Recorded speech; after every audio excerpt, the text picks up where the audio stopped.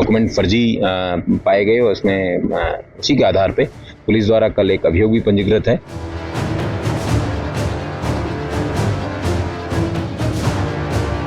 लोगों द्वारा छेड़खानी की गई है उन कागजात के साथ में और फर्जी कागजात तैयार किए गए हैं, के खिलाफ गिरफ्तारी की जाएगी।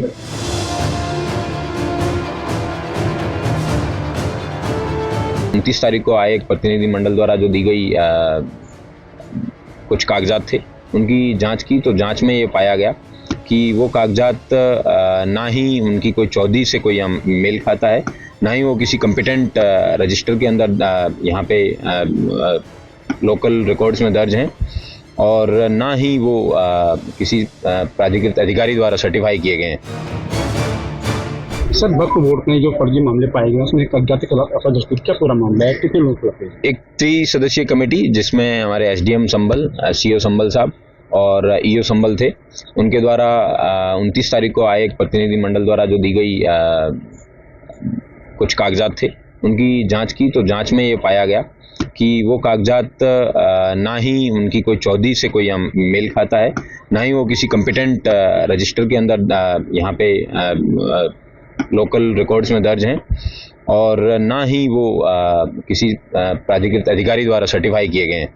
उसके आधार पे वो डॉक्यूमेंट फर्जी पाए गए और उसमें उसी के आधार पे पुलिस द्वारा कल एक अभियोग भी पंजीकृत है किया गया है, जिसमें कुछ जिन लोगों द्वारा छेड़खानी की गई है उन कागजात के साथ में और फर्जी कागजात तैयार किए गए हैं, के खिलाफ गिरफ्तारी की जाएगी।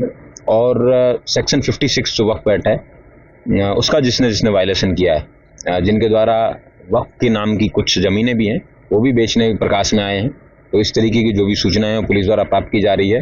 कुछ कागजात भी हमें प्राप्त हुए हैं जिसमें लोगों के द्वारा सूचना दी गई है कि कुल 52 बीघे ज़मीन है वो वक्फ के नाम की है, उनको बेचा गया है, तो जल्दी उन लोगों के खिलाफ भी अभियोग पंजीकृत कर कार्रवाई की जाएगी। बनाए गए हैं कैसे वक्फ बोर्ड के ये अभियोग अज्ञात के खिलाफ दर्ज हुआ है और विवेचना के अनुक्रम में जो भी विधिक कार्रवाई है वो सुनिश्चित की जाएगी। Thank you. ठीक है, तो क्या मामला है?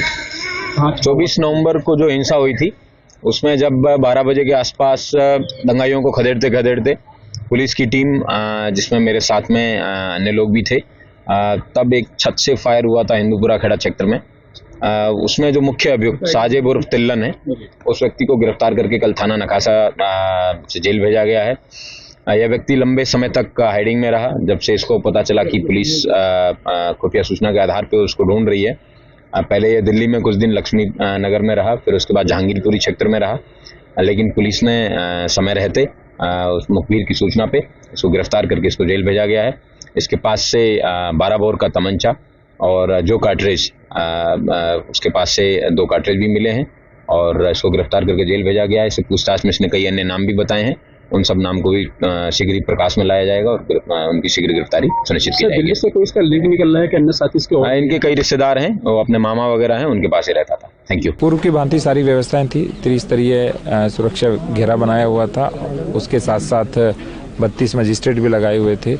हमारी सारी की सारी 10 के 10 जो कंपनी है वो भी लगी हुई थी, तो सकुशलता से संपन्न हुई है। और पीस कमेटी की बैठक हमने की थी, तो सब लोग हमेशा चाहते हैं कि चीज़ें शांति से हो, तो दोनों समुदाय के लोग सौहार्द से, शांति से, आराम से रह रहे हैं सभी। सर, वक्फ बोर्ड की बात करें, उसमें एक मुकदमा भी पंजीकृत किया गया, क्या पूरा है? जो हमें इरेगुलरिटीज़ मिलेगी उसके ऊपर हम विधिक कार्रवाई कर रहे हैं, उसी के क्रम में किया गया है। सर, जिस तरह से कुएं की खुदाई चल रही है, क्या महत्वताएं हैं उनको की जो कुओं की लगातार खुदाई चल रही है के बाद? देखिए, सभी का जीर्णोद्धार तो आवश्यक है और वाटर कंजर्वेशन के लिए भी कूप और तीर्थों का जीर्णोद्धार आवश्यक है, तो उसी के क्रम में पूरा कार्य चल रहा है। क्या सर सूचीबद्ध तरीके से एक के बाद एक खुदाई चल रही है? नहीं, ऐसा नहीं है, हमारे पास पूरी सूची है जो मिलता जाता है। जैसे अभी हमें 34 तीर्थ मिल चुके हैं, पहले 24 मिले थे, फिर 29 हुए, फिर 32 हुए, अब 34 हुए। तो लगातार रेवेन्यू मैप को हम ग्राउंड पे इम्पोज कर रहे हैं और कूप लगभग सारे मिल चुके हैं, तो उसी क्रम में खुदाई भी हो रही है। जैसे सर कहा गया कि 19 कूप मेन है संभल के अंदर, कि उनमें से भी कुछ कूप मिले हैं? सारे मिले हैं लगभग, एक दो दिशा भ्रम है कि ये हो सकता है, ये हो सकता है, क्योंकि उस समय जो लंबाई या दूरी जो तय की जाती थी वो धनुष के माध्यम से होती थी, और धनुष हर काल के अंदर अलग अलग लंबाई का होता था। तो वो उस समय का माप था। उसे वर्तमान में जब रेवेन्यू मैप के ऊपर हम प्रोजेक्ट करते हैं तब जो चीज़ निकल के आ रही है उसको पूरी तरह वेरीफाई करते हैं, 3-4 लोगों की टीम वेरीफाई करते हैं, उसके बाद फाइनलाइज करके फिर तय करती है कि ये तीर्थ है या ये कूप है। संभल के शाही जामा मस्जिद के सामने बन रही चौकी को लेकर जो सवाल उठा था, जो वक्फ की लैंड इसे बताया गया था, जब इसकी जांच हुई तो पता चला कि जो पेपर्स दिए गए थे इसके वक्फ के लैंड होने की बात को लेकर वो ही दरअसल फर्जी निकले। डीएम और एसपी ने प्रेस कॉन्फ्रेंस करके इस बात की जानकारी दी और बताया कि जो पेपर्स दिए गए हैं वो दरअसल फर्जी है। अगर इन कागजों की माने तो अगर आप देखेंगे इस नक्शे के अंदर, तो इस नक्शे के अंदर जितने भी एरियाज आपको नजर आएंगे, जैसे ये गाटा संख्या 110 है, इस 110 गाटा संख्या के चारों तरफ अगर आप देखेंगे तो ये 500 मीटर का कोट पूरा वक्फ का है। इसके अलावा अगर देखेंगे तो सलीमपुर जो आपको बैगरा है, इसका 300 मीटर का एरिया आपको पूरा वक्फ दिखाएगा। इसके अलावा देखेंगे आप इधर, तो इधर का 500 मीटर और नीचे का अगर देखेंगे रुकंडी सराय, तो यहाँ का 350 मीटर का एरिया पूरा वक्फ है। इसके अलावा दूसरी तरफ अगर आप देखेंगे तो एक खेपट 25 के अंदर अगर आप देखें तो नीचे अगर आप देखेंगे तो नीचे का 500 मीटर एरिया, दूसरा अगर आप देखेंगे तो सुल्तानपुर का 1.5 किलोमीटर का एरिया, ऊपर अगर आप देखेंगे तो 900 मीटर मखदूम का सराय, और इधर देखेंगे तो नरोत्तम सराय का 1 किलोमीटर एरिया। इसी तरीके से आप सोचिए कि टोटल 4 किलोमीटर के एरिया को पूरा यहाँ पर वक्फ बताया गया है। अब देखिए खेपट संख्या 19, 20 और 90 को अगर आप देखेंगे तो सिकंदरपुर का 1 किलोमीटर का एरिया नीचे पूरा वक्फ है। इसके अलावा अगर ऊपर देखेंगे आप यहाँ पे, तो यहाँ पे गपलीपुर का 1 किलोमीटर पूरा वक्फ है। सुल्तानपुर का इधर देखेंगे तो 1.2 किलोमीटर ये जो है ये पूरा वक्फ है। और अगर नीचे की तरफ देखेंगे तो भवानीपुर का देखिए आप, ये भी पूरा वक्फ आपको नजर आएगा। इसी तरीके से जिस जगह पे हम अभी खड़े हैं ये दरअसल शाही जामा मस्जिद का रास्ता है, शाही जामा मस्जिद का एरिया है, और ये चौकी है जिसकी बात की जा रही है। अगर इस एरिया को भी देखेंगे आप तो देखिए ये रास्ता शाही जामा मस्जिद है, आप देख सकते हैं यहाँ पे लिखा हुआ है।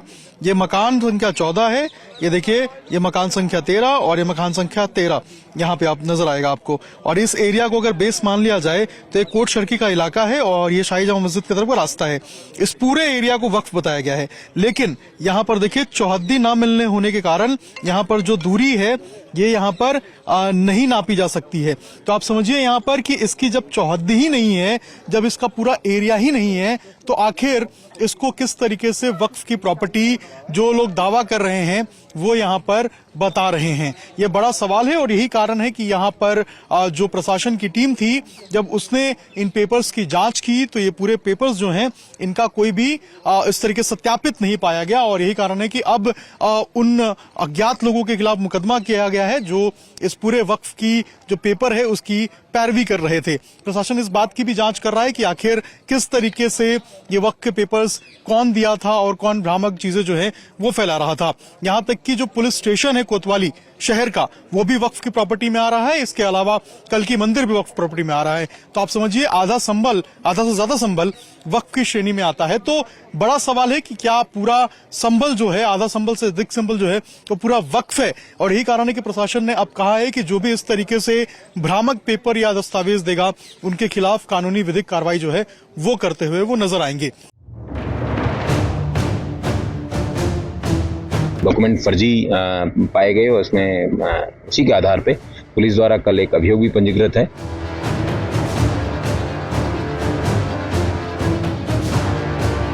लोगों द्वारा छेड़खानी की गई है उन कागजात के साथ में और फर्जी कागजात तैयार किए गए हैं, उनके खिलाफ गिरफ्तारी की जाएगी।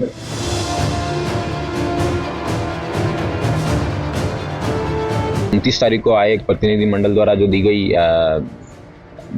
कुछ कागजात थे, उनकी जांच की तो जांच में ये पाया गया कि वो कागजात ना ही उनकी कोई चौधरी से कोई मेल खाता है, ना ही वो किसी कॉम्पिटेंट रजिस्टर के अंदर यहाँ पे लोकल रिकॉर्ड्स में दर्ज हैं, और ना ही वो किसी प्राधिकृत अधिकारी द्वारा सर्टिफाई किए गए हैं।